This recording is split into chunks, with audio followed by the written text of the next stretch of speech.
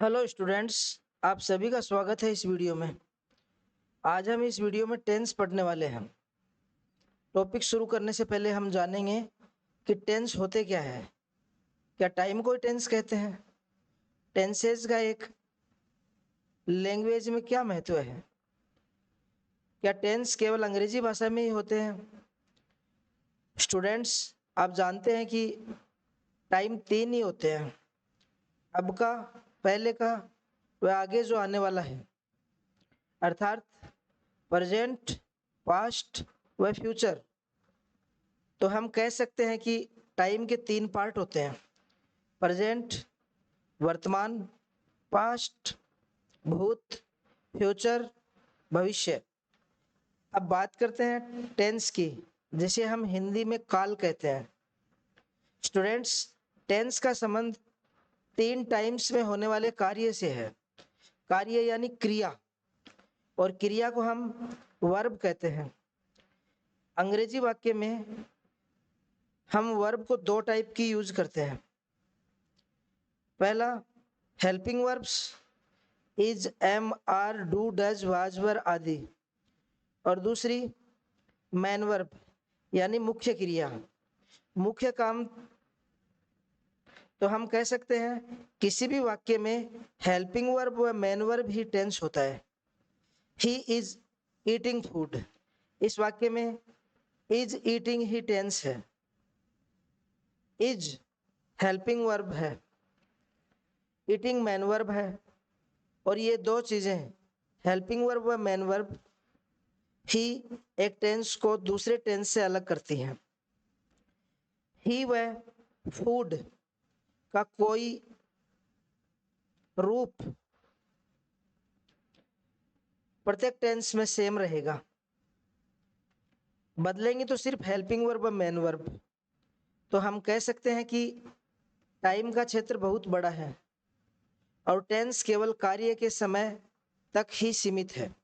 अब दूसरी बात, क्या टेंस केवल अंग्रेजी भाषा में ही होते हैं? नहीं स्टूडेंट्स, कार्य के होने की बात तो इंसान किसी भी भाषा में कह सकता है या लिख सकता है।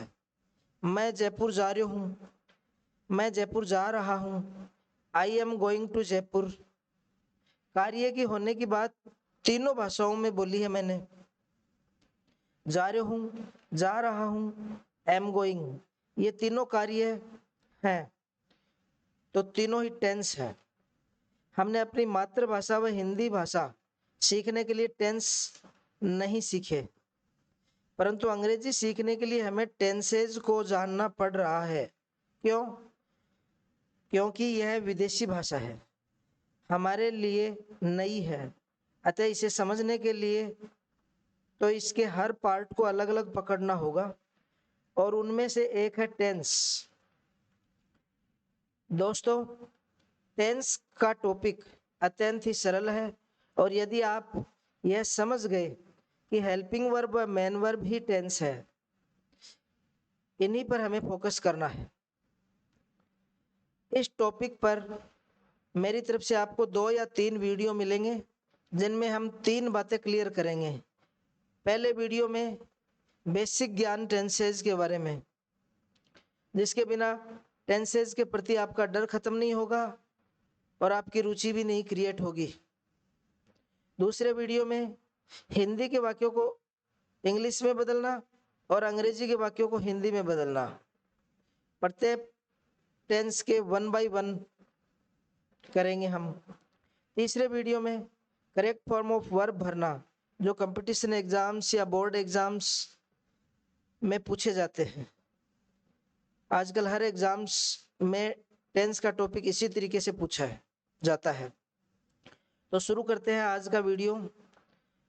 टेंस जो आपके सामने स्क्रीन पर शो कर रहा है, टेंसेज का मतलब होता है काल। जैसा कि टेंस और टाइम के बीच में जो अंतर है वो अपन ने स्पष्ट कर लिया है। अब टेंसेज की बात चल रही है। There are 3 main types of tenses. 3 प्रकार के होते हैं टेंस। पहला प्रेजेंट टेंस, दूसरा पास्ट टेंस, तीसरा फ्यूचर टेंस। वर्तमान काल, भूतकाल, भविष्य काल। 3 types of tense, present, past और फ्यूचर। यानी जो अब चल रहा है वो प्रेजेंट, जो पहले गया वो पास्ट और जो आगे आएगा वो फ्यूचर। अब हम देखते हैं कि प्रत्येक टेंस के 4 उपभाग भी होते हैं, जैसा कि आपके सामने स्क्रीन पे दिया हुआ है। There are 4 subforms of tenses। वो कौन कौन से हैं? पहला इंडेफिनेट, दूसरा कंटिन्यूअस, तीसरा परफेक्ट और चौथा परफेक्ट कंटिन्यूअस। इंडेफिनेट को हम सिंपल भी बोलते हैं। इस प्रकार टोटल टेंस हो गए अपने 12 12। अब वो 12 टेंस कौन से हैं, वो कैसे बने हैं, इसको भी अपन सीख लेते हैं। जैसा कि आपके सामने 3 टेंस दे रखे हैं मेन टेंस। कौन कौन से? पहला प्रेजेंट, दूसरा पास्ट, तीसरा फ्यूचर। इनके सब पार्ट्स दिए गए हैं 4, इंडेफिनेट, कंटिन्यूअस, परफेक्ट और परफेक्ट कंटिन्यूअस। अब हमें क्या करना है, प्रेजेंट के साथ हम चारों को जोड़ेंगे, फिर पास्ट के साथ हम चारों को जोड़ेंगे और फिर फ्यूचर के साथ हम चारों को जोड़ेंगे। अब प्रेजेंट के साथ अगर अपन 4 सब पार्ट्स को जोड़ते हैं तो पहला टेंस बनता है अपना प्रेजेंट इंडेफिनेट टेंस, दूसरा प्रेजेंट कंटिन्यूअस टेंस, तीसरा प्रेजेंट परफेक्ट टेंस और चौथा प्रेजेंट परफेक्ट कंटिन्यूअस टेंस। इसी प्रकार हम पास्ट के साथ इन चारों को जोड़ेंगे। पहला पास्ट इंडेफिनेट टेंस, अगला पास्ट कंटिन्यूअस टेंस, उससे आगे पास्ट परफेक्ट टेंस और फिर नेक्स्ट बन जाएगा अपना पास्ट परफेक्ट कंटिन्यूअस टेंस। अब फ्यूचर की बात करते हैं। फ्यूचर के साथ भी हम इन चारों को जोड़ेंगे तो अपना पहला बनेगा फ्यूचर इंडेफिनेट टेंस, फिर फ्यूचर कंटिन्यूअस टेंस, फिर फ्यूचर परफेक्ट टेंस और फिर फ्यूचर परफेक्ट कंटिन्यूअस टेंस। इस प्रकार 4 प्रेजेंट वाले, 4 पास्ट वाले और 4 फ्यूचर वाले, टोटल टेंस अपने हो गए 12 है। एक साथ अपन कह सकते हैं कुल 12 टेंस हैं। Present indefinite tense, present continuous tense, present perfect tense, present perfect continuous tense, फिर पांचवा past indefinite tense, past continuous tense, past perfect tense, past perfect continuous tense, फिर future indefinite tense, future continuous tense, future perfect tense, future perfect continuous tense. अब आगे चलते हैं अपन अगले part में। अपन देखते हैं सेंटेंसेस के प्रकार, क्रम व पहचान। देखिए, कोई भी टेंस का वाक्य हमें मिलता है और उसकी अंग्रेजी बनाने के लिए या अंग्रेजी का वाक्य उसकी अपने को हिंदी बनाने के लिए सेंटेंसेस की पहचान हमें बहुत अच्छी तरीके से आने जरूरी है। यहाँ इस सारणी में अपन देखेंगे कि सेंटेंस कितने प्रकार के होते हैं, उनको बनाने के क्रम क्या होते हैं और उनको अपन पहचानेंगे कैसे। क्योंकि सेंटेंस को पहचानेंगे तो ही हमें पता चलेगा उस सेंटेंस में किस टाइप की हेल्पिंग वर्ब और कौन सी मैन वर्ब लगनी है। जैसा कि आपको मैंने बताया शुरू में कि टेंस का मतलब ही हेल्पिंग वर्ब और मैन वर्ब है। अगर आपने सारे टेंसेज की हेल्पिंग वर्ब व मैन वर्ब अच्छी तरीके से सीख ली तो आपने मान लीजिए आधी जंग जीत ली। उसके बाद में बचा है सिर्फ वाक्य को एक सीक्वेंस वाइज बनाना। अब वाक्य को सीक्वेंस वाइज हम कब बना पाएंगे, जब हमें पता चलेगा कि यह वाक्य कौन सा है, इसमें कौन सा क्रम सीक्वेंस यूज होगा और इसमें कौन सी हेल्पिंग वर्ब और मैन वर्ब यूज होगी। अब हम देखते हैं कि वाक्य कितने प्रकार के होते हैं। वाक्य आपके सामने 4 प्रकार के दिए हुए हैं। नंबर 1 असर्टिव, जिसे हम हिंदी में साधारण बोलते हैं। नंबर 2 नेगेटिव, जिसे नकारात्मक कहते हैं। नंबर 3 इंट्रोगेटिव यानी प्रश्नवाचक, जिसके अंदर प्रश्न पूछा जाता है। और इंट्रोगेटिव भी 2 प्रकार के होते हैं, और वो 2 प्रकार के कौन से होते हैं? एक तो क्या से शुरू, और दूसरा वाक्य के बीच में कब को, क्यों, कहां, कैसे आदि मिलते हैं। यहाँ पे आपके सामने सारणी में भी दे रखा है क्या से शुरू होने वाले और वाक्य के बीच में प्रश्नवाचक शब्द वाले। और चौथे प्रकार के हैं इंट्रोगेटिव नेगेटिव, जिन्हें हम कहते हैं प्रश्नवाचक नकारात्मक। ये भी क्या से शुरू होते हैं और इनमें भी वाक्य के बीच में कब, क्यों, कहां, कैसे आदि मिलते हैं। जैसा कि आपके सामने स्क्रीन पर वाक्य दे रखे हैं, एग्जाम्पल इन वाक्यों के।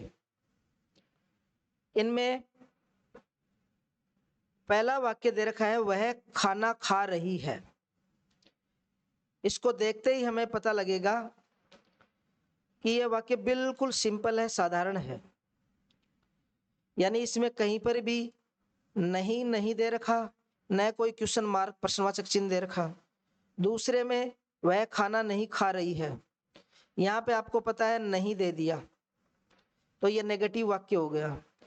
तीसरे में देखिए मैंने 2 वाक्य दे रखे आपके सामने, एक तो क्या वह खाना खा रही है और अगला वह खाना क्यों खा रही है। इस वाक्य में क्या से शुरू हुआ ये और लास्ट में प्रश्नवाचक चिन्ह, इसमें क्यों बीच में आया है, लास्ट में क्वेश्चन मार्क। तो 2 प्रकार के इंट्रोगेटिव सेंटेंस होते हैं। अब आगे बात करते हैं अपन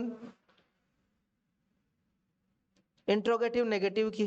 देखिए यहाँ पे मैंने बताया था प्रश्नवाचक, और यहाँ पे प्रश्नवाचक नकारात्मक। फर्क क्या है? इसमें खाली क्या और प्रश्नवाचक चिन्ह दे रखा है, लेकिन इसमें देखिए नहीं और साथ दे दिया। यहाँ नीचे वाले में देखिए नहीं दिया है। तो ये इंट्रोगेटिव है और ये इंट्रोगेटिव नेगेटिव है। अब बात करते हैं इनकी पहचान की। पहचान में अपन देखेंगे कि सिंपल सेंटेंस यानी असर्टिव, उसका जो अंग्रेजी वाक्य है वो हमेशा सब्जेक्ट से स्टार्ट होता है। यहाँ देखिए सी, ये सब्जेक्ट है, और एंड में इसके फुल स्टॉप मिलेगा। ये देखिए फुल स्टॉप। वह खाना खा रही है, इसी का इंग्लिश ट्रांसलेशन है वह शी इज ईटिंग फूड। अब रही बात इसके क्रम की, इस क्रम को आपको प्रमुख रूप से ध्यान रखना होगा अगर एक हिंदी के वाक्य को इंग्लिश में चेंज करना है तो। अगर सिंपल सेंटेंस आपके सामने मिले तो उसका क्रम हमेशा सब्जेक्ट यानी कर्ता, फिर हेल्पिंग वर्ब। हेल्पिंग वर्ब क्या होती है? आपने देखा होगा do, does, is, am, are, has, have, was, were, shall, will आदि छोटे छोटे वर्ड इंग्लिश के वाक्यों में वर्ब के साथ दिए हुए मिलते हैं। वर्ब यानी मैन वर्ब, जिसमें अपन आईएनजी भी देखते हैं, ईडी भी देखते हैं, या फर्स्ट फॉर्म भी मिलती है। तो उनके साथ उनकी हेल्प करने के लिए जो वर्ब दे रखी होती है उसे हेल्पिंग वर्ब कहते हैं। और मैन वर्ब होता है मुख्य काम। जैसे इस वाक्य में खाना मुख्य काम हो रहा है, इसको ईटिंग लिखा गया, तो ये मैन वर्ब हो गई। और फिर ऑब्जेक्ट आता है। ऑब्जेक्ट होता है जो बचा हुआ, जैसे खाना, तो फूड यहाँ पे लिख दिया गया। लेकिन क्रम यही होगा, ध्यान रखें सिंपल वाक्य का। टेंस बदल सकता है लेकिन सिंपल वाक्य का क्रम कभी नहीं बदलेगा। Subject, helping verb, main verb, object या अदर वर्ड या कोई और शब्द हमें वाक्य में लिखना पड़ सकता है। तो ये हुआ अपना असर्टिव सेंटेंस। दूसरा है नेगेटिव सेंटेंस। फर्क खाली नोट का है। शी इज ईटिंग फूड, वह खाना खा रही है। लेकिन यहाँ पे वह खाना नहीं खा रही है, तो इसका बना है she is not eating food. Tense वही है जो ऊपर दे रखा है, बस बदला है तो क्रम बदला है, और क्रम में भी सिर्फ नॉट और सेट किया है इस क्रम में हेल्पिंग वर्ब के ठीक बाद में। Subject, helping verb, not, main verb, object.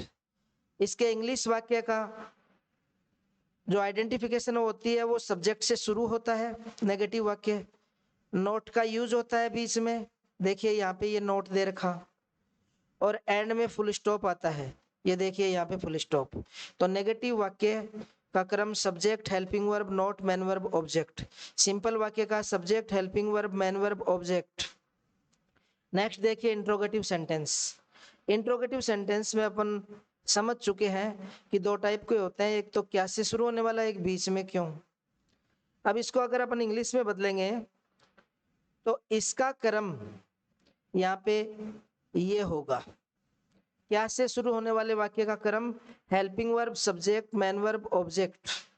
और WH वर्ड यानी क्यों, कहाँ, कब, कैसे वाक्य के बीच में आ जाते हैं, तो इसका क्रम होगा WH वर्ड और जुड़ जाएगा इसके साथ, यानी ये helping verb, subject, main verb, object था, और यहाँ पे आपको खाली WH वर्ड और लगा देना और बाकी सेम का सेम रहेगा। अब इसका जो इंग्लिश वाक्य है इसका आइडेंटिफिकेशन क्या होगी, इसकी पहचान, सबसे पहले WH वर्ड या हेल्पिंग वर्ब से तो ये शुरू होगा, देखिए या तो WH वर्ड से शुरू होगा ये, या फिर ये हेल्पिंग वर्ब से शुरू होगा। ये इज यहाँ पे हेल्पिंग वर्ब है, और एंड में क्या दे रखा है, क्वेश्चन मार्क, प्रश्नवाचक चिन्ह। और इस वाक्य की अंग्रेजी जैसे वह खाना क्यों खा रहा है, तो ये इस क्रम के अनुसार बनी है। वाई दूसरा नंबर हेल्पिंग वर्ब का, इज यानी अलग अलग टेंसों में अलग अलग हेल्पिंग वर्ब होती है, लेकिन यहाँ पे इज आया है क्योंकि ये प्रेजेंट कंटिन्यूअस टेंस है। हम टेंसेज की पहचान आगे करने वाले हैं, फिलहाल मैं यहाँ पे आपको थोड़ी सी बेसिक जानकारी सेंटेंसेज के बारे में दे रहा हूँ, जिससे आपको बड़ी आसानी होगी एक वाक्य को समझने में, और उसमें कौन सी हेल्पिंग वर्ब और कौन सी मैन वर्ब लगेगी यह जानने में। तो ये अपना हो गया इंट्रोगेटिव सेंटेंस। अब बात करते हैं अगले की, इंट्रोगेटिव नेगेटिव सेंटेंस। बस फर्क खाली नोट का है और कुछ नहीं। इसमें आया है क्या वह खाना नहीं खा रही है, ऊपर वाले में आया था क्या वह खाना खा रही है। इसकी इंग्लिश होगी is she not eating food, इसकी थी इज सी ईटिंग फूड। फर्क किसका रहा, खाली नोट का। और बात करते हैं इसके क्रम की, सीक्वेंस की, सबसे पहले हेल्पिंग वर्ब, फिर सब्जेक्ट, अब देखो नोट और आ गया सब्जेक्ट के बाद में, और ये सेम ही है, फिर मैन वर्ब, ऑब्जेक्ट। और WH वर्ड वाले की बात करें तो बीच में नहीं आ गया, इसलिए आपको इंग्लिश के वाक्य में भी नहीं लगाना पड़ा है। क्रम की बात करें तो क्रम में सिर्फ सब्जेक्ट के बाद में नोट लगा है और बाकी सेम का सेम है। देखिए किसी भी वाक्य को बिना क्रम के अपन नहीं कर सकते, ये क्रम आपको विशेष ध्यान रखना होगा।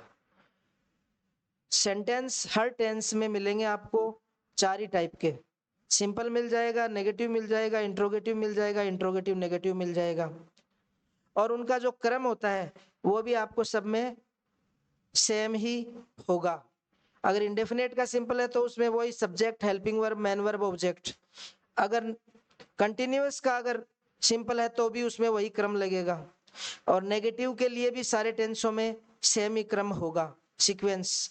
अब इस वाक्य को अपन ऐसे नहीं कर सकते कि क्या की अंग्रेजी लिख दें अपन, what he food not eating, इसको हम ऐसे नहीं कर सकते कि what he food not eating, इसको ऐसे ही करना पड़ेगा।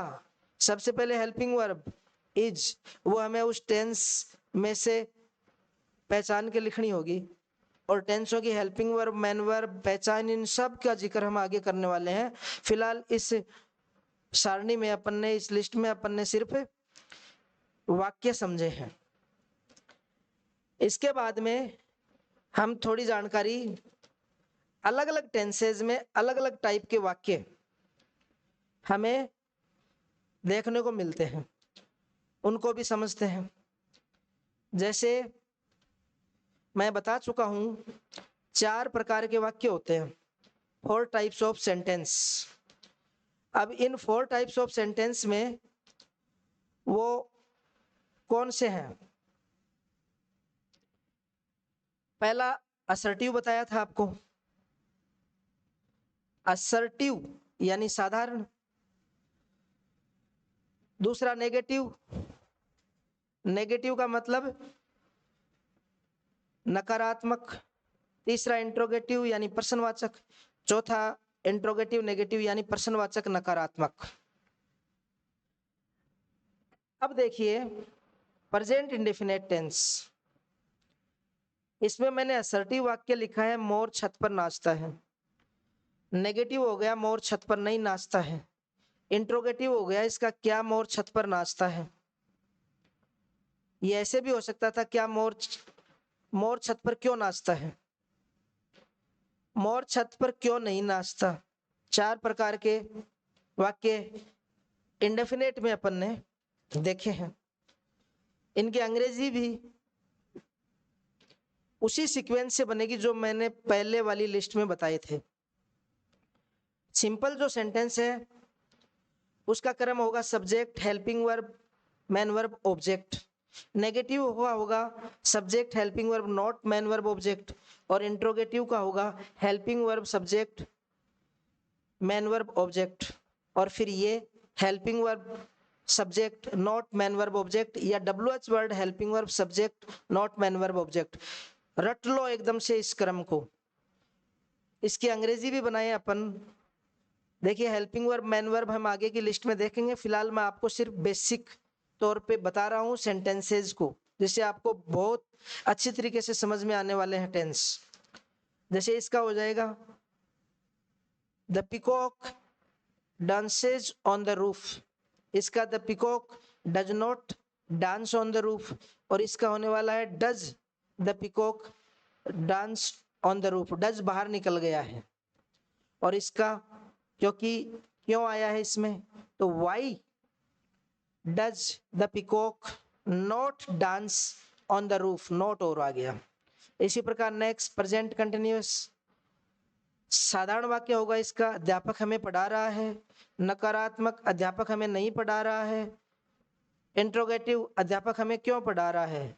ये ऐसे भी बन सकता था क्या अध्यापक हमें पढ़ा रहा है। और अगला इंट्रोगेटिव नेगेटिव, क्या अध्यापक हमें नहीं पढ़ा रहा है।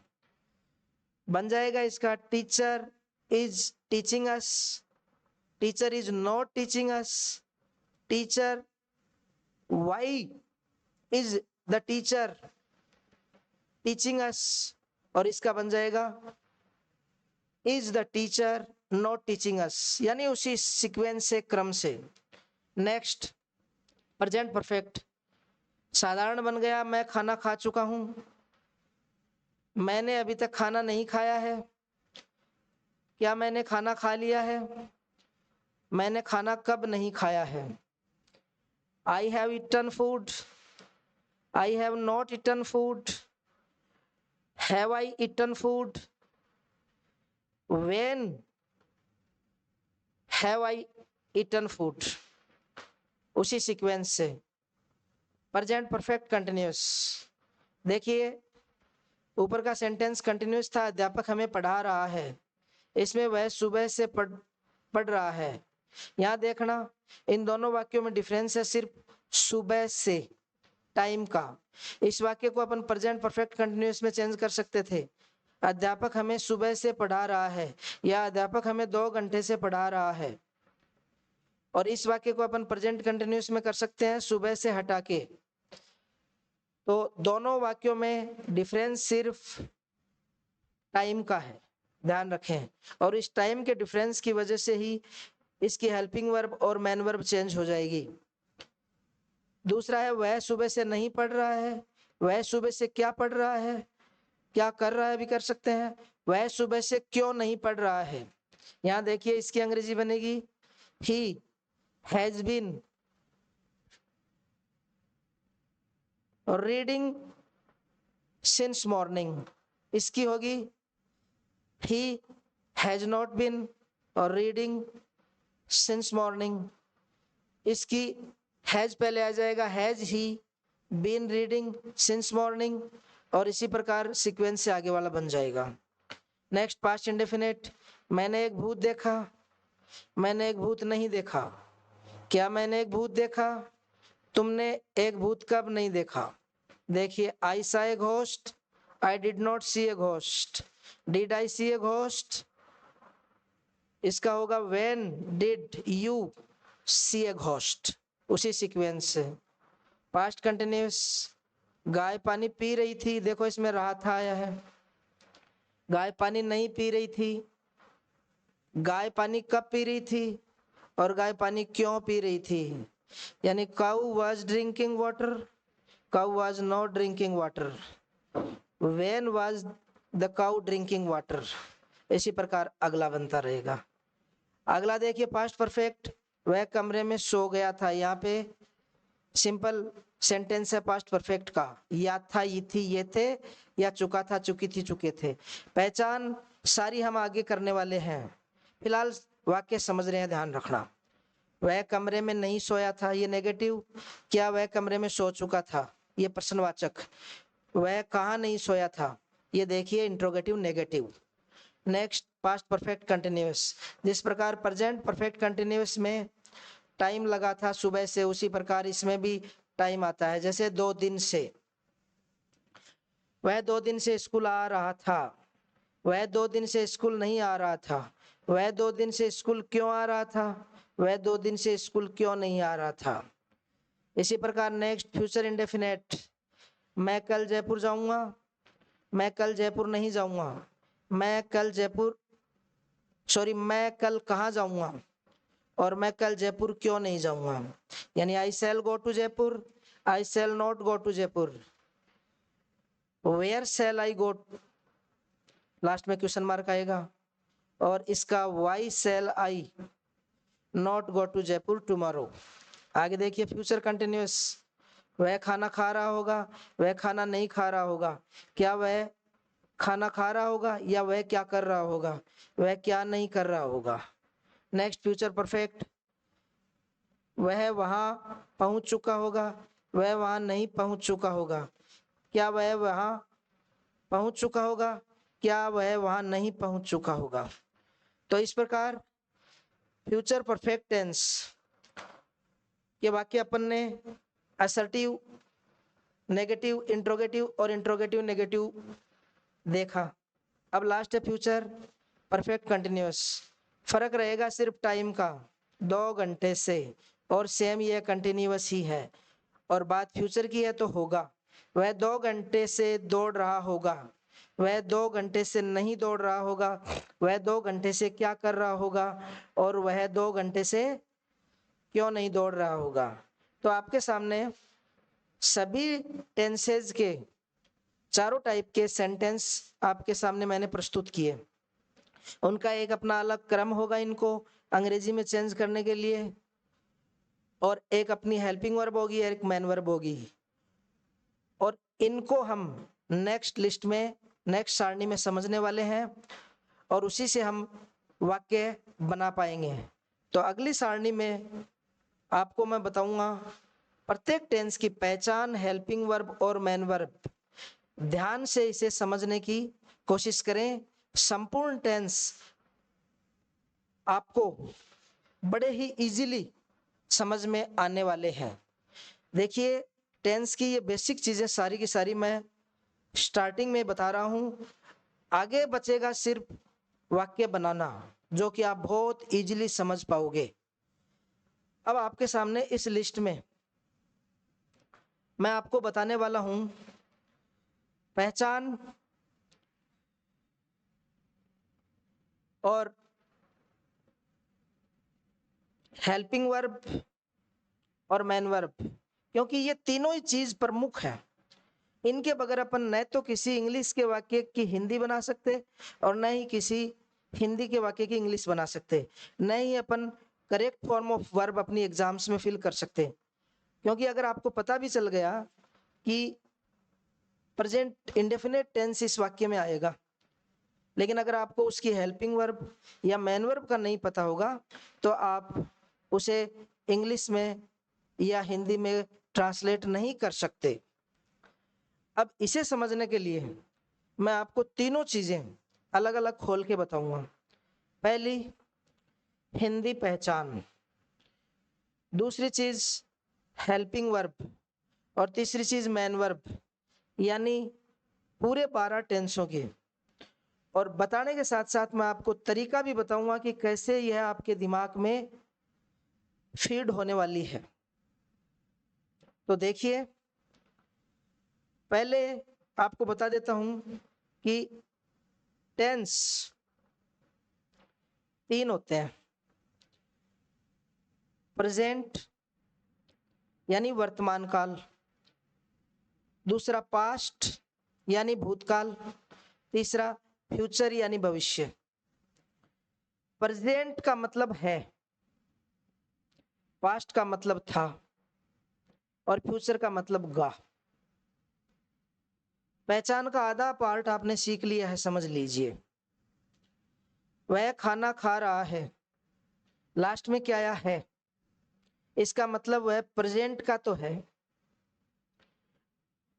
अब आगे वो इंडेफिनेट है प्रेजेंट का, या प्रेजेंट का कंटिन्यूअस है, या प्रेजेंट का परफेक्ट है, या परफेक्ट कंटिन्यूअस, वो सीखना बाकी है।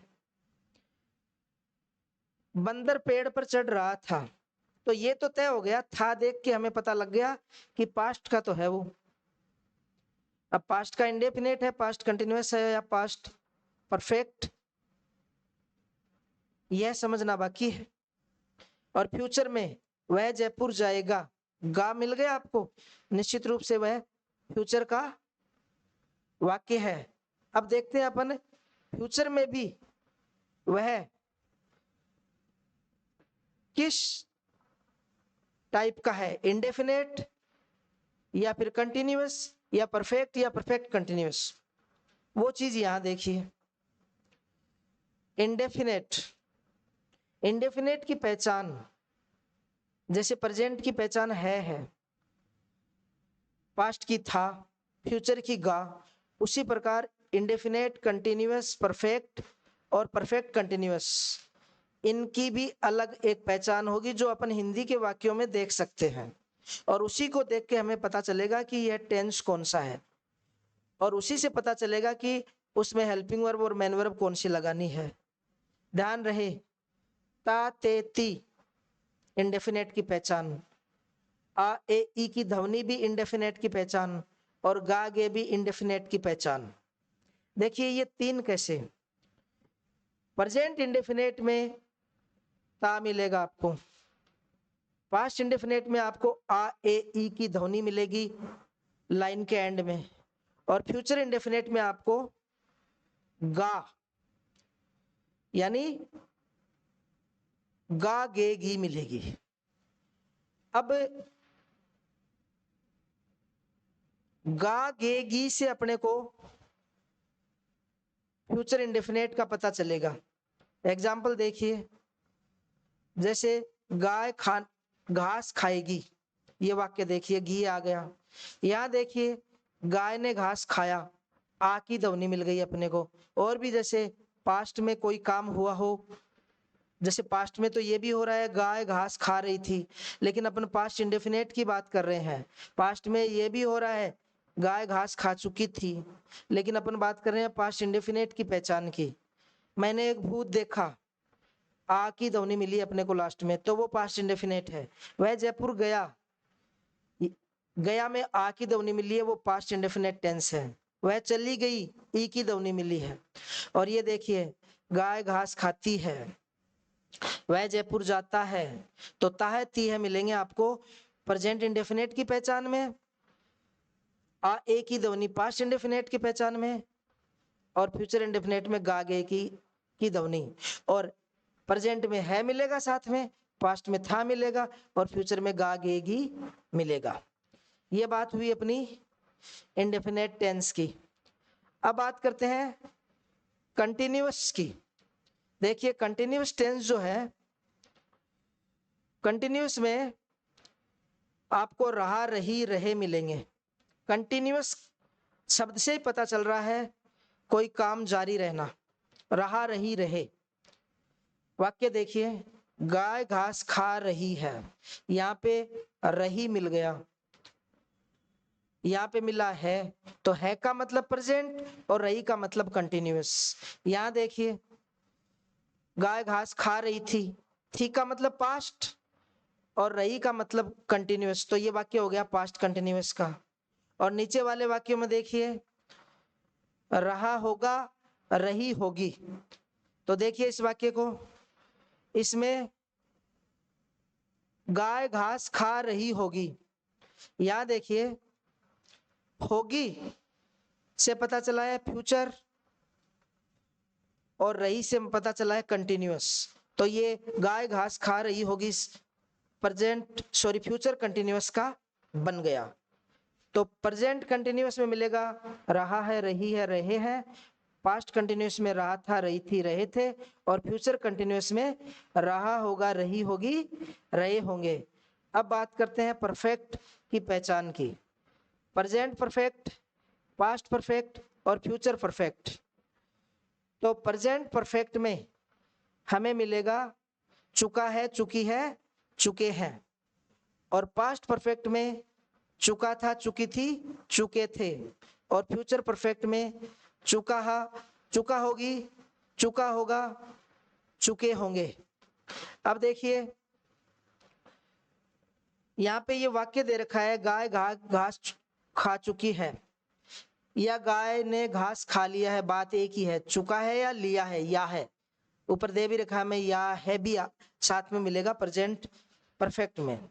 तो चुका, चुकी, चुके वाले वाक्य सारे परफेक्ट होते हैं। यहाँ देखना वाक्य गाय घास खा चुकी है, इसको कैसे पहचानेंगे? है का मतलब प्रेजेंट और चुकी का मतलब परफेक्ट, तो ये वाक्य हो गया प्रेजेंट परफेक्ट का। वाक्य अपन ने पहचान लिया, अब बस बचा है हेल्पिंग वर्ब और मेन वर्ब जानना। नेक्स्ट वाक्य देखिए चुका था, चुकी थी, चुके थे, यानी गाय घास खा चुकी थी का मतलब पास्ट, चुकी का मतलब परफेक्ट, यानी ये टेंस हो गया पास्ट परफेक्ट का।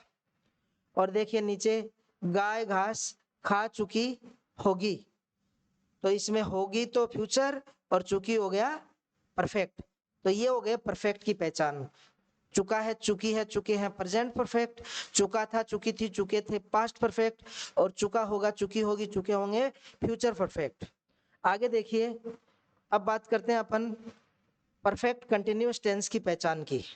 इसमें रहा है, रही है, रहे हैं प्लस समय यानी प्लस टाइम, प्रेजेंट कंटिन्यूअस और present perfect continuous, past continuous और past perfect continuous, future continuous और फ्यूचर परफेक्ट कंटिन्यूअस। ये 6 टेंस ऐसे हैं जिनमें आपको रहा मिलेगा। बस फर्क मिलेगा आपको, प्रेजेंट का है तो है, पास्ट का है तो था, फ्यूचर का है तो गागेगी।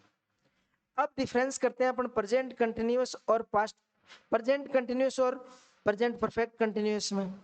प्रेजेंट कंटिन्यूअस में आपको टाइम नहीं दिया हुआ मिलेगा, इसमें आपको टाइम मिलेगा।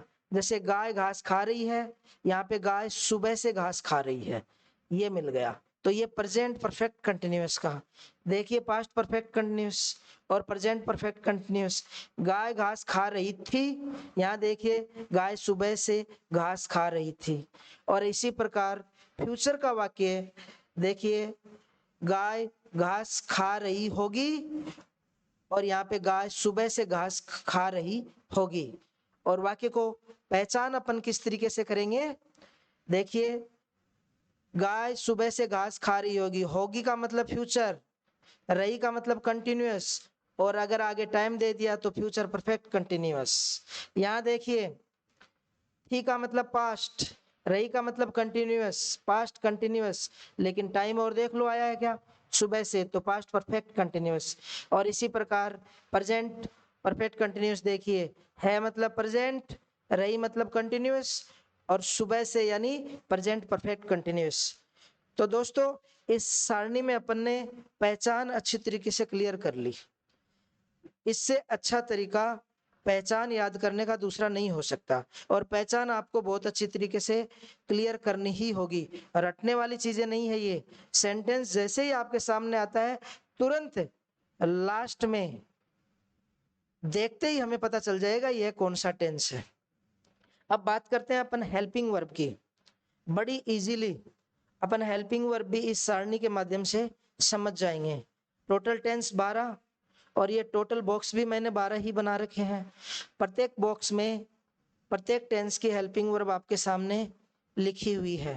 हर टेंस की हेल्पिंग वर्ब अलग अलग होगी, क्योंकि मैंने बता दिया आपको हेल्पिंग वर्ब और मेन वर्ब ही दो टेंसों में डिफरेंस करती है।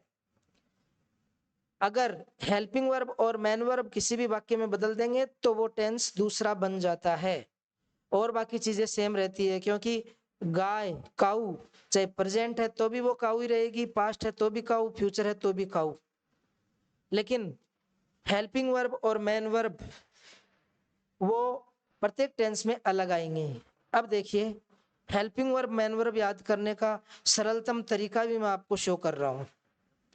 देखिए present indefinite tense do does, past indefinite did, present continuous is am are, past continuous was were, present perfect has have और past perfect had, present perfect continuous has been have been, past perfect continuous had been. देखिए do does present में तो past में इसका did बन गया, is am are present में तो पास्ट कंटिन्यूअस में इसका वाजवर बन गया, हैज हैव प्रेजेंट में तो पास्ट परफेक्ट में हैड बन गया। और यहां देखिए प्रेजेंट परफेक्ट में जो हेल्पिंग वर्ब है उसी के साथ बी डब्ल्यू एन जोड़ा गया है, हैज बीन हैव बीन। यहां देखिए हैड इसके साथ बी डब्ल्यू एन जोड़ा गया है, तो जो हेल्पिंग वर्ब प्रेजेंट परफेक्ट की होती है उसके साथ बी डब्ल्यू एन जोड़ के उसे प्रेजेंट परफेक्ट कंटिन्यूअस की बना सकते हैं।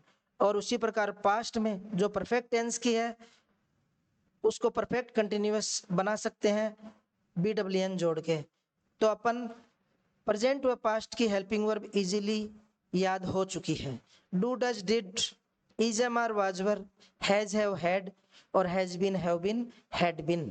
ठीक है, अब यहाँ पे फ्यूचर टेंस की हेल्पिंग वर्ब, इसे देखिए फ्यूचर इंडेफिनेट में आपको हेल्पिंग वर्ब मिलेगी शैल और विल। फ्यूचर इंडेफिनेट में शैल और विल। फ्यूचर कंटिन्यूअस में इसी के साथ खाली बी ई जोड़ देना। देखिए मैंने इनको प्रेजेंट पास्ट करके याद करने का तरीका बताया आपको, और इनको सीधे फ्यूचर में चलेंगे अपन। Shall will, shall be, will be, और परफेक्ट में शैल है विल है। एक बात बता दूं आपको कि परफेक्ट टेंस चाहे प्रेजेंट का हो, चाहे पास्ट का हो, चाहे फ्यूचर का, इनमें हमेशा एच एच वाली हेल्पिंग वर्ब आएगी जो एच से स्टार्ट होती है। यहाँ देखिए ये एच, यहाँ देखिए ये H, shall have will have. तो प्रेजेंट परफेक्ट, पास्ट परफेक्ट और फ्यूचर परफेक्ट, इनको ऐसे याद कर सकते हो आप। तो shall will, shall be, will be, shall have will have और shall have been, will have been. ये देखिए इसकी तो टोटल 12 टेंसों की हेल्पिंग वर्ब अपनी अंगुलियों पे काउंट कर सकते हैं। अब हम do does did, is am are was were, has have had, has been have been had been, shall will, shall be, will be, shall have will have और shall have been, will have been. अब देखिए इनका use, इन helping verbs का use में क्या चीजें हैं थोड़ा सा देखिए। यहां मैंने डू डज के आगे लिखा है कि सिंपल वाक्य में नो यूज, और यहां मैंने पास्ट इंडेफिनेट में भी डिड के आगे लिखा है सिंपल वाक्य में नो यूज, और मैंने कहीं नहीं लिखेगा किसी भी टेंस में। यानी पूरे 12 टेंस में 10 टेंस में मैंने ऐसी बात नहीं लिखी, खाली 2 टेंसों में लिखी है। तो वो इसलिए लिखी है दोस्तों, 2 ही टेंस ऐसे हैं 12 टेंसों में जिनके सिंपल वाक्यों में हेल्पिंग वर्ब का प्रयोग नहीं होता। वाक्य 4 प्रकार के बताए थे मैंने आपको, simple, negative, interrogative, interrogative, negative. जैसे मैंने एक भूत देखा, इसमें हेल्पिंग वर्ब नहीं लगेगी। मैंने एक भूत नहीं देखा, इसमें लगेगी। I saw a ghost, I did not see a ghost, यहाँ डिड का यूज किया है। क्या मैंने एक भूत देखा, उसमें हेल्पिंग वर्ब लगेगी, और मैंने एक भूत कब देखा, उसमें भी हेल्पिंग वर्ब लगेगी। उसी प्रकार प्रेजेंट की बात करें अपन, प्रेजेंट इंडेफिनेट की, उसमें भी गाय घास खाती है, इसमें हेल्पिंग वर्ब नहीं आएगी। देखिए यहाँ पे इसका मैंने बना भी रखा है, काउ ईट्स ग्रास, यहाँ पे अपन ने हेल्पिंग वर्ब नहीं यूज की, डू डज का यूज अपन ने नहीं किया। इसी प्रकार पास्ट इंडेफिनेट में अपन ने यहाँ हेल्पिंग वर्ब का यूज नहीं किया। ये बेसिक बात है, जब हम सेंटेंस करेंगे प्रेजेंट इंडेफिनेट और पास्ट इंडेफिनेट के, तब ये सारी चीजें बहुत अच्छी तरीके से समझ में आ जाएंगी। फिलहाल सारणी में जो चीजें दे रखी है वो मैं एक्सप्लेन करके आपको समझा रहा हूँ। तो सारणी में दे रखा था कि डू डज है यानी हेल्पिंग वर्ब है, वो सिंपल वाक्यों में नहीं यूज होगी, सिर्फ खाली 2 ही टेंसों में ऐसा है, और जितने भी टेंस है उनमें चाहे सिंपल वाक्य हो, चाहे नेगेटिव हो, चाहे इंट्रोगेटिव नेगेटिव, सब जगह हेल्पिंग वर्ब का यूज होगा। ठीक है, अब बात करते हैं डू और डज। डू हमेशा याद रखना बहुवचन कर्ता के साथ आएगा, और डज आएगा वो एक वचन कर्ता के साथ, क्योंकि 2 हेल्पिंग वर्ब दे रखी है, इसलिए कंफ्यूज होने की जरूरत नहीं। अगर वाक्य में सब्जेक्ट सिंगुलर है तो आपको डज लगाना है, और अगर वाक्य में प्लूरल सब्जेक्ट है तो आपको डू लगाना है। इसी प्रकार इज एम आर देख लीजिए, इज आपको सिंगुलर के साथ, एम आपको आई और वी के साथ, सॉरी आई के साथ ओनली, और आर है वो आपको प्लूरल के साथ, बहुवचन के साथ। हैज हैव में भी यही है, हैज एक वचन के साथ और हैव बहुवचन के साथ। ठीक है, डिड तो एक ही है, वो तो दोनों के साथ आ सकती है, हेड भी एक ही है। वाज वर देखिए, वाज एक वचन के साथ, वर बहुवचन के साथ। यहाँ सेल विल को देखिए, सेल आई और वी के साथ सेल लगेगा और बाकी सब के साथ विल लगेगा। तो ये अपनी सारी की सारी हेल्पिंग वर्ब्स कंप्लीट हो गई। तो सारणी में मैंने आपको अच्छी तरीके से समझाने का प्रयास किया है कि हेल्पिंग वर्ब्स कौन सी होती है और इनको याद करने का तरीका क्या है। अब बात करते हैं अपन मैन वर्ब का। मैन वर्ब भी इसी तरीके से बड़ी ही आसान है। देखिए पूरे 12 टेंस में कंटिन्यूअस के टेंस कितने हैं? 6 हैं। Present continuous, present perfect continuous, past continuous, past perfect continuous, future continuous और फ्यूचर परफेक्ट कंटिन्यूअस। तो याद रखें पूरे 12 टेंसेज में से 6 टेंसेज में first form plus I N G का प्रयोग ही होगा। यहाँ देखिए present continuous first form plus I N G, past continuous first form plus I N G, और future continuous first form plus I N G. यहाँ देखिए present perfect continuous first form plus I N G, past perfect continuous first form plus I N G, और future perfect continuous first form plus I N ji. 6 tense complete हो गए आपके, 6 में आई N जी। अब ये सोचने की जरूरत ही नहीं है कि कौन से टेंसेज में आईएनजी लगेगी, जहां पर रहा रही मिले आपको उनमें आईएनजी लगा दें, चाहे वो प्रेजेंट का है, चाहे पास्ट का है, चाहे फ्यूचर का है, चाहे उसमें समय दे रखा है या नहीं दे रखा, आईएनजी डेफिनेटली आएगी। 6 मैन वर्ब क्लियर हुई। अब बात करते हैं परफेक्ट टेंसेज की। परफेक्ट टेंस कितने हैं अपने? 3, प्रेजेंट का परफेक्ट, पास्ट का परफेक्ट और फ्यूचर का परफेक्ट। याद रखना दोस्तों परफेक्ट टेंसेज में हमेशा वर्ब की थर्ड फॉर्म यूज होती है, चाहे वो प्रेजेंट का परफेक्ट हो, चाहे पास्ट का परफेक्ट हो, चाहे फ्यूचर का परफेक्ट हो, हमेशा वर्ब की थर्ड फॉर्म। दूसरे तरीके से ऐसे याद रख लेना इसे कि एच एच वाली जितनी भी हेल्पिंग वर्ब होती है उनके आगे हमेशा मैन वर्ब की थर्ड फॉर्म आएगी। ये हो गई अपनी परफेक्ट। तो 6 और 3 9 हो गए, यानी 6 में फर्स्ट फॉर्म प्लस आईएनजी और 3 में वर्ब की थर्ड फॉर्म। अब बात करते हैं अपन इंडेफिनेट टेंसेज की। प्रेजेंट इंडेफिनेट, पास्ट इंडेफिनेट और फ्यूचर इंडेफिनेट। देखिए तीनों इंडेफिनेट टेंस में मैंने वर्ब की फर्स्ट फॉर्म, वर्ब की फर्स्ट फॉर्म, वर्ब की फर्स्ट फॉर्म, ध्यान रखना इस बात का। अब आप कहोगे कि सर सेकंड फॉर्म भी सुना है हमने, तो देखिए सेकंड फॉर्म के लिए मैंने आपको बताया कि 2 टेंस ऐसे हैं 12 टेंसेज में जिनके सिंपल वाक्यों में हेल्पिंग वर्ब नहीं आती, तो उनके सिंपल वाक्यों में आपको मैन वर्ब के साथ कोई एक्सपेरिमेंट करना पड़ेगा। अगर प्रेजेंट इंडेफिनिट का सिंपल वाक्य है और डू डज आप नहीं यूज कर रहे हो तो आपको उसमें मैन वर्ब के साथ क्या करना होगा, उसमें आपको मैन वर्ब के साथ एस या ईएस लगानी होगी, वो भी कब, एक वचन कर्ता होने पर। ध्यान रखना। अब देखो ये वाक्य काऊ एक वचन है और वाक्य सिंपल है, क्योंकि इसमें नहीं आया ना न कोई प्रश्न पूछा गया, तो सिंपल है। यहाँ देखिए अपन ने ईट के साथ एस लगा दिया, इसमें डू डज नहीं लिया अपन ने इस सेंटेंस में। अगर ये वाक्य ऐसे होता काऊ डज नॉट ईट ग्रास तो उसमें डज लगा। अब यहाँ देखिए काऊ बहुवचन है, यहाँ पे एस हटा दिया अपन ने, यानी एस एक जगह ही लगेगा, या तो सब्जेक्ट के साथ लगा दो या फिर मैन वर्ब के साथ लगा दो। लेकिन ध्यान रखो सिर्फ सिंपल वाक्यों में। अब बात करते हैं पास्ट इंडेफिनेट की। औरों में तो सब में मैंने इंडेफिनेट में सारे वाक्यों में फर्स्ट फॉर्म बताई है, लेकिन खाली सिंपल वाक्यों में अब देखो पास्ट इंडेफिनेट के सिंपल में वी सेकंड वर्ब की सेकंड फॉर्म का यूज होगा, ठीक है ना। और बाकी वाक्यों में आपको देखो ये डिड देखने को मिलेगा, ये यहाँ पे मैंने नेगेटिव वाक्य लिखा है cow did not eat grass, यहाँ पे डिड मिल गया। अदरवाइज देखो ईट एट ईटन, यहाँ पे सेकंड फॉर्म ऑफ वर्ब है। तो ये आपकी पास्ट इंडेफिनेट और प्रेजेंट इंडेफिनेट के सिंपल वाक्य की बात हुई। अब देखिए मैंने एग्जाम्पल जो हिंदी का दे रखा है, गाय घास खाती है, काउ ईट्स ग्रास, गाय ने घास खाया। देखा अपन ने या पास्ट इंडेफिनेट, तो पास्ट इंडेफिनेट की हेल्पिंग वर्ब डिड आएगी, लेकिन ये सिंपल वाक्य है तो सिर्फ क्रम के हिसाब से काउ एट ग्रास। ये देखिए प्रेजेंट कंटिन्यूअस गाय घास खा रही है, तो इसमें देखिए cow is eating grass, is इसकी हेल्पिंग वर्ब और ईटिंग मैन वर्ब लग गई जो मैंने आपको बताई है। इसमें देखिए ये has eaten, has eaten, has helping verb, eaten verb की थर्ड फॉर्म, क्योंकि ये प्रेजेंट परफेक्ट है। इसमें देखिए हैज बीन ईटिंग लगा है, जैसा कि मैंने बताया था हेल्पिंग वर्ब ये होगी और मैन वर्ब ये होगी।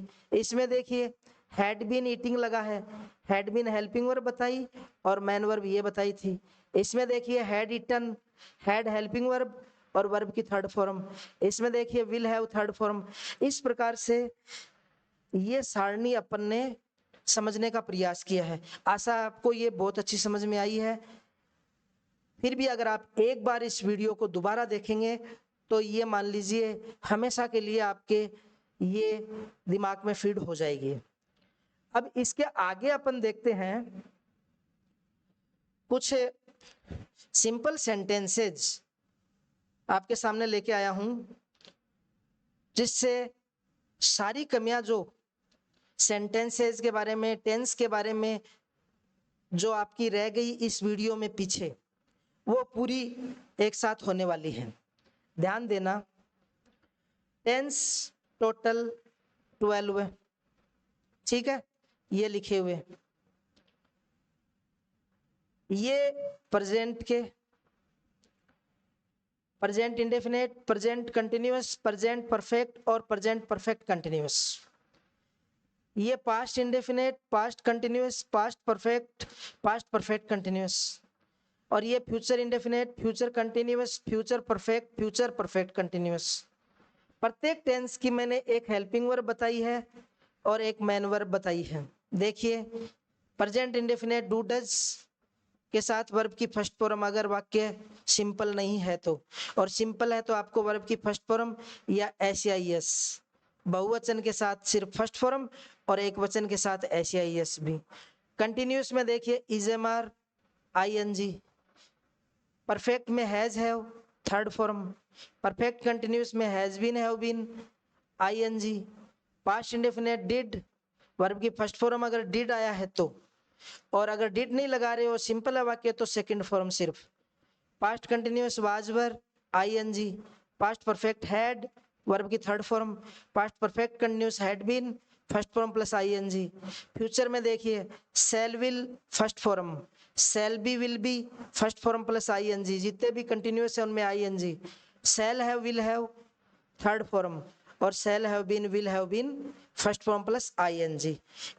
आपको बहुत ही जरूरी है इस पार्ट को याद करना, बार बार इसको समझने की कोशिश करें, आपकी मेमोरी में स्टेबल हो जाएगी ये सारी हेल्पिंग वर्ब और मेन वर्ब, और कभी जीवन में आप टेंसों को भूलेंगे नहीं। अब देखिए, वाक्य भी पहचान सकते हैं, इसमें सारे सिंपल दिए मैंने, नेगेटिव भी बन सकते हैं इनके। I watch movie, present indefinite tense, यहाँ पे देखिए वॉच लगा है, आई है ना, इसको है तो सिंगुलर ही है, लेकिन यह फर्स्ट पर्सन प्रोनाउन है। थर्ड पर्सन प्रोनाउन और सिंगुलर होने पर ही अपन एस लगाएंगे, जो हम आगे समझेंगे जब अपन सेंटेंस बनाएंगे। ये देखिए, I am watching a movie, easily समझ सकते हैं प्रेजेंट कंटिन्यूअस टेंस, क्योंकि ये हेल्पिंग वर्ब प्रेजेंट में है, कंटिन्यूअस में, और आईएनजी लगती है, यानी मैं एक मूवी देख रहा हूँ। I have watched a movie, देखिए मैं एक मूवी देख चुका हूँ। I have been watching a movie for 2 hours, time आया इसमें, मैं 2 घंटे से एक मूवी देख रहा हूँ। I watched a movie, past indefinite tense, second form of verb, मैंने एक मूवी देखी। I was watching a movie, मैं एक मूवी देख रहा था, देखिए वाज वर और ING. I had watched a movie, मैं एक मूवी देख चुका था। I had been watching a movie for 2 hours, यानी मैं 2 घंटे से एक मूवी देख रहा था। आई शैल वॉच ए मूवी, मैं एक मूवी देखूंगा, यहाँ देखना शैल देखते ही पता अपन इसको गागेगी में बनाएंगे, है ना। I shall be watching a movie, मैं एक मूवी देख रहा हूँगा। I shall have watched, H वाली जितनी भी हेल्पिंग वर्ब होती है उनके आगे थर्ड फॉर्म ए मूवी, ये परफेक्ट है ना, और शैल हैव बीन वॉचिंग, ये परफेक्ट कंटिन्यूअस टेंस। तो दोस्तों, इस वीडियो में हमने टेंस, उनकी helping verb, main verb, sentence, Hindi वाक्य की पहचान, अंग्रेजी वाक्य की पहचान, और किस प्रकार से एक वाक्य को अंग्रेजी में, इंग्लिश में, हिंदी में हम बदलेंगे, उसकी पूर्व तैयारी अपन ने इस वीडियो में की है। और टेंसेज के बारे में मैं जहां तक मानता हूं, सिर्फ और सिर्फ प्रैक्टिस बची है आपकी, जो हम नेक्स्ट वीडियो में 1 बाय 1 एक एक टेंस के वाक्य बनाकर इंग्लिश टू हिंदी और हिंदी टू इंग्लिश चेंज करके क्रम के अनुसार सीखेंगे। दोस्तों, अगर ये वीडियो आपको पसंद आया तो इसे लाइक, शेयर और चैनल को सब्सक्राइब जरूर करें। Thank you very much.